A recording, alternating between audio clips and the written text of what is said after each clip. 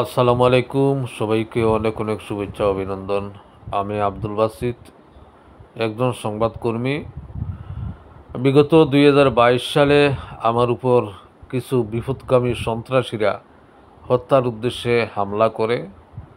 হামলা করার পরে আপনাদের দোয়া ভালোবাসায় আল্লাহ আমাকে বাঁচিয়ে রেখেছেন। তবে এরপর থেকে ধারাবাহিক চিকিৎসা নিচ্ছি। এখনও পরিপূর্ণ সুস্থ হতে পারিনি। ডান হাতটা এখনও সচল হয়নি, বাম পা দিয়ে ঠিক মতো হাঁটতে পারি না এবং বাম পায়ের মধ্যে রড, তারপর প্লেট, ফাত, স্ক্রুপ ইত্যাদি লাগানো রয়েছে। বাম হাতের মধ্যেও ফাত লাগানো রয়েছে।